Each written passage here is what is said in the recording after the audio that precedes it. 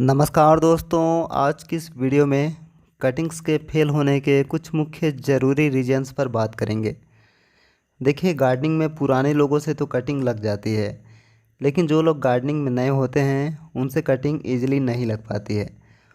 उनके द्वारा वीडियो देखकर सेम तरीके से कटिंग लगाने पर भी जब कटिंग नहीं लग पाती है तो उनके द्वारा काफ़ी कमेंट्स भी ऐसे आते रहते हैं कि हमने सेम उसी तरीके से कटिंग लगाया था जैसा कि आपने बताया था, फिर भी हमारी कटिंग नहीं लगी। तो आप हमें बताएं कि हमसे कहाँ पर चूक हो रही है। इस तरह के बहुत से कमेंट्स मेरे पास आते रहते हैं, इसलिए मैं समझता हूँ कि अगर आपके साथ भी ऐसा है तो यह वीडियो निश्चित ही आपके लिए कुछ मददगार साबित होगी। तो आइए जानते हैं। सबसे पहला है कटिंग्स का हिल जाना। कटिंग को लगाने के बाद आपको उसे अच्छे से साइड साइड से प्रेस कर देना है, जिससे वो अपनी जगह स्थिर रहे।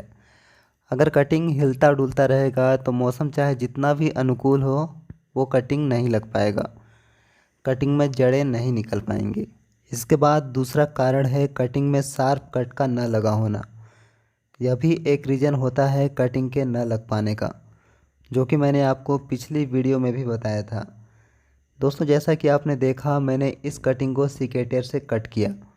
उसके बाद आप देखिए, इसमें एक साइड का बार्क यानी छिलका लूज हो गया है, जबकि पेपर कटर या ब्लेड वगैरह से काटने पर ऐसा नहीं होता है।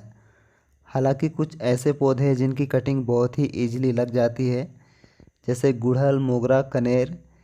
इस तरह की कटिंग अगर कुछ डैमेज भी रही तब भी ज़्यादातर टाइम्स पर वो ग्रो हो जाती हैं। लेकिन कुछ ऐसे पौधे जिनको कटिंग से ग्रो करना उतना ज़्यादा आसान नहीं होता है, उस तरह के पौधों को कटिंग से प्रोपागेट करने के लिए आप इस बात का ज़रूर ध्यान रखिएगा। इसके बाद तीसरा कारण है ओवर वाटरिंग।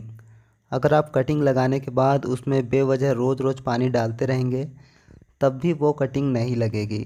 ज़्यादा नमी की वजह से उसमें गलन स्टार्ट हो जाएगी और वो कटिंग गल जाएगी।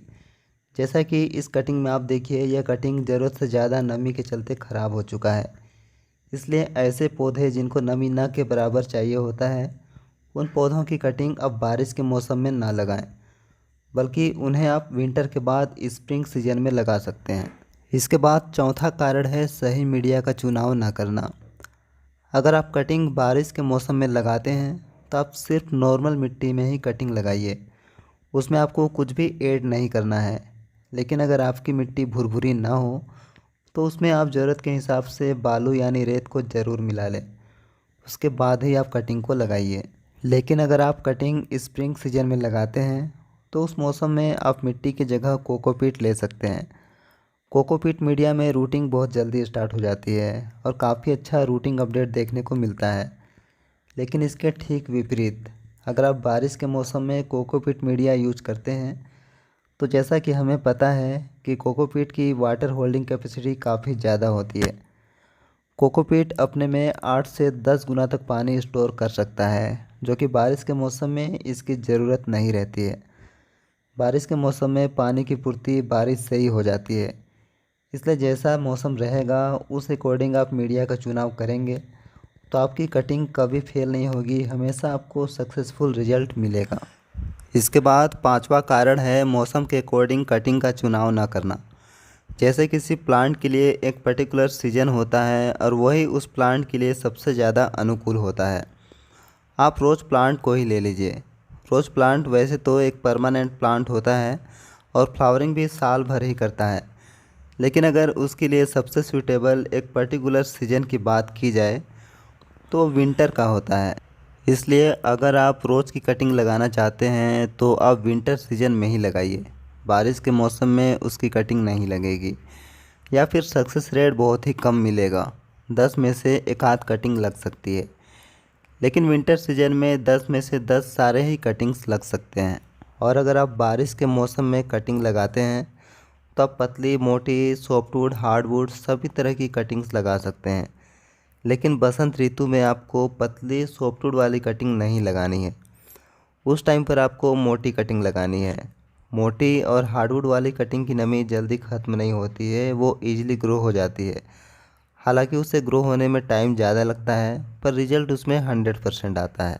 इसके बाद छठा कारण है सही मौसम का चुनाव न करना। अगर आप किसी पौधे को कटिंग से प्रोपागेट करना चाहते हैं तो या तो आप उसे स्प्रिंग सीजन में लगा सकते हैं या रेनी सीजन में। ये दो ही मौसम पौधे को किसी भी मेथड से प्रोपागेट करने के लिए सबसे ज़्यादा सूटेबल होता है। जबकि ऐसे समय पर आप कटिंग लगाते हैं जो कि वो सीजन प्लांट प्रोपागेशन के लिए बिल्कुल भी सूटेबल और सही नहीं रहता है, जैसे विंटर सीजन और समर सीजन। जैसा कि हम जानते हैं विंटर में प्लांट डोरमेंट हो जाते हैं, ग्रोथ अपनी बिल्कुल ही बंद कर लेते हैं, तो ऐसे में कटिंग लगने का सवाल ही नहीं है। और समर सीजन में टेम्परेचर ही इतना ज़्यादा हाई रहता है कि कटिंग की नमी बहुत जल्दी ख़त्म हो जाती है। ऐसे में भी कटिंग का लगना पॉसिबल नहीं है। इसके बाद सातवां कारण है कटिंग में पत्तियां निकलते ही उसे रिपोर्ट करना। जबकि किसी भी कटिंग में इतनी पत्तियां बिना रूट्स निकले भी आ जाती हैं, क्योंकि कटिंग में पहले से ही इतनी एनर्जी स्टोर रहती है कि उसमें पत्तियां निकल सकें। आपने नोटिस भी किया होगा कि इनिशियल ग्रोथ के बाद वो अचानक से मुरझा जाते हैं। इसका यही रीज़न होता है, इसलिए आपको जल्दबाजी नहीं करनी है। कुछ समय बाद आप देखेंगे कि उसमें दोबारा से ग्रोथ हो रही है। इसका मतलब कि वो कटिंग सक्सेसफुली तरीके से ग्रो हो चुकी है। उसके 1 महीने के बाद आप उसे रिपोर्ट कर सकते हैं, वो भी मिनिमम साइज के पॉट में। इसके बाद 8वां कारण है कटिंग में नए नए पत्ते आते ही उसे धूप वाली जगह पर शिफ्ट कर देना। जबकि ऐसा आपको नहीं करना है। कटिंग में पत्तियां बिना रूट्स के निकले भी आ जाती हैं, जैसा कि मैंने आपको पहले ही बताया। आप देखते भी होंगे कि जैसे ही कटिंग को धूप वाली जगह पर रखते हैं तो वो अचानक से मुरझा जाती है। इसके बाद 9वां कारण है कटिंग लगाने के लिए सही पॉट साइज़ का चुनाव न करना। जैसे अगर आप पतली सॉफ्टवुड कटिंग लगाते हैं तो आपको मिनिमम साइज़ का पॉट लेना है। इसके लिए आप कॉफ़ी वाले डिस्पोजल कप को भी यूज में ले सकते हैं, और मोटी कटिंग के लिए आप पानी वाले डिस्पोजल ग्लास को ले सकते हैं। या ज़्यादा मोटी कटिंग जैसे चंपा वगैरह के लिए 5 से 6 इंच तक का पॉट भी ले सकते हैं।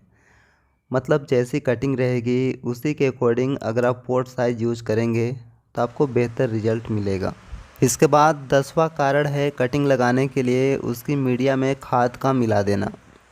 जबकि कटिंग में उस वक्त रूट्स तो होता नहीं है, तो वहाँ पर खाद का क्या काम है। जब तक कटिंग में रूट्स नहीं बनेंगी तो वो खाद को कैसे उठाएगा, कैसे इनटेक करेगा। खाद यहाँ पर ज़्यादा कुछ नहीं, सिर्फ कटिंग को ख़राब करने का ही काम करता है। जबकि सिंपल मिट्टी में भी कुछ बहुत न्यूट्रिशंस होती है। उसमें न सिर्फ आपकी कटिंग बेहतर तरीके से लगेगी, बल्कि वह एक कंप्लीट प्लांट के रूप में भी तैयार हो जाएगा। खाद आपको उसकी रिपोर्टिंग के समय ही यूज करनी है। इसके बाद 11वां कारण है कटिंग लगाने के बाद उसे यहाँ वहाँ कहीं भी रख देना या बार बार यहाँ से वहाँ करते रहना। जबकि कटिंग लगाने के बाद उसे आप ऐसी जगह पर रखिए जहाँ पर इनडायरेक्ट सनलाइट आती हो, उस पर सीधी धूप न पड़ती हो। और उसे आपको एकदम से ऐसी जगह पर भी नहीं रखना है जहाँ पर सिर्फ छाया ही बना रहता हो, बल्कि उसे आप ऐसी जगह पर रखिए जहाँ पर धूप छाँव जैसी स्थिति हो, धूप छनकर आती हो। इसके बाद 12वां कारण है पॉट में प्रॉपर ड्रेनेज होल का ना बना होना। देखिए ज़्यादातर पॉट में ड्रेनेज होल नहीं होता है, उसमें खुद से होल करना पड़ता है, और कुछ पॉट में पहले से ड्रेनेज होल किए भी होते हैं। और यहाँ पर जो गलती है वो बिगनर्स के द्वारा ज़्यादा होती है, इसलिए यह भी एक रीज़न होता है जिस वजह से कटिंग फेल हो जाता है, ज़्यादा नमी होने की वजह से।